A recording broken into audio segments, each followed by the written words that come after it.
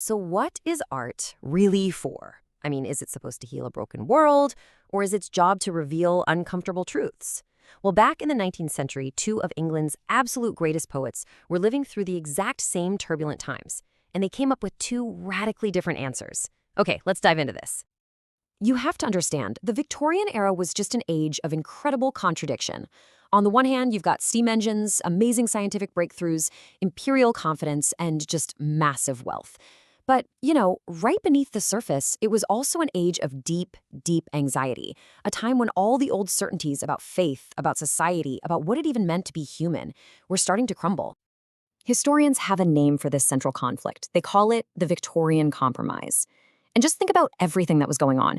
Charles Darwin is publishing his theories, which are directly challenging religious doctrine. The Industrial Revolution is completely changing the fabric of everyday life. People were caught in this constant tug of war, trying to balance this belief in progress with a profound sense of loss and a real yearning for faith with a new, unsettling kind of doubt. So this tension, this contradiction, it created a deep need for artists who could somehow make sense of it all. And right into this chaotic world stepped our two poets, each with a very unique mission. First up, we've got Alfred Lord Tennyson.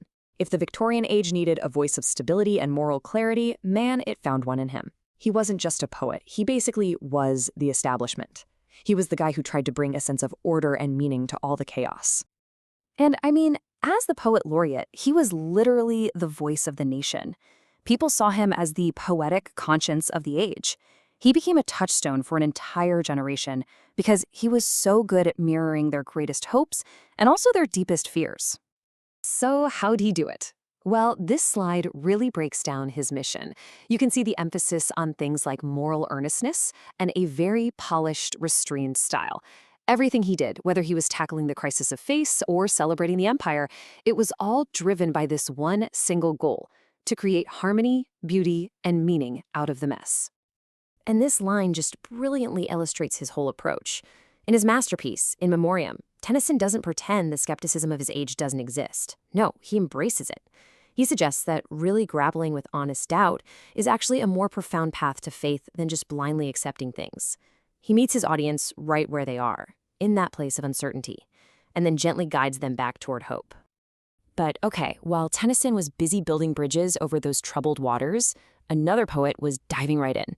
Let's talk about his great contemporary, Robert Browning, because this is a completely different picture. Browning was less of a conscience and, well, more of a psychologist. See, Browning wasn't interested in providing neat answers or moral ideals. Not at all. He was a fascinated, sometimes even ruthless, explorer of the human soul. He was drawn to the gray areas, to moral ambiguity, to imperfection, and all the dark, tangled motives that hide just beneath a civilized surface. And his toolkit was just radically different. As you can see here, he pioneered techniques like the dramatic monologue, where he used these flawed narrators, and he even used grotesque imagery. His goal wasn't to create harmony, it was to perform a kind of psychological surgery, exposing the complex, often dark motives of the human mind. And nothing shows this better than this chilling line from My Last Duchess. The speaker, a duke, is just calmly describing a portrait of his late wife. And then with these 5 little words, he implies he had her killed just for being too friendly. He doesn't confess, he boasts. It's brilliant. Browning forces us, the reader, to become the psychologist and uncover the horrifying truth that's hiding in plain sight.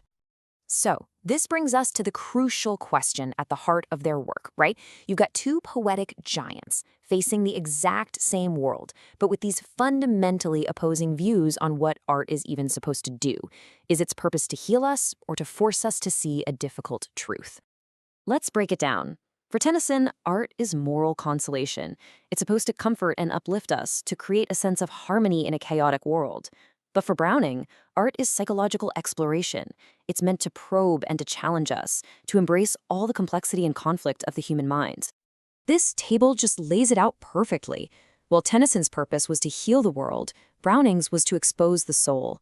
And this changes the entire role of the poet, right? From a moral teacher to a psychological investigator.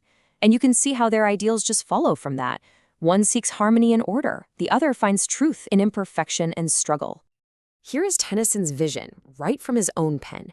Art is like a bell, ringing in a new, better world. It has this redemptive, almost sacred job to drive out the darkness and bring in light and hope. And now, listen to Browning. He's not talking about arriving at some perfect destination. For him, the beauty of being human lies in the striving, the reaching, the glorious failure. He celebrates our flawed, imperfect ambition as the very thing that makes life meaningful. So, who was right? The question itself might be flawed. Instead of seeing them as rivals, maybe it's better to see them as two essential halves of the Victorian artistic soul. Because really, together, Tennyson the Consoler and Browning the Investigator give us this complete, almost 3D view of their age. They capture both its public conscience and its private, psychological messiness. One shows us the world the Victorians hoped they could build. The other reveals the people they actually were. Their legacy isn't a victory for one side. It's a powerful, ongoing dialogue. Art as a healing balm versus art as a surgical probe.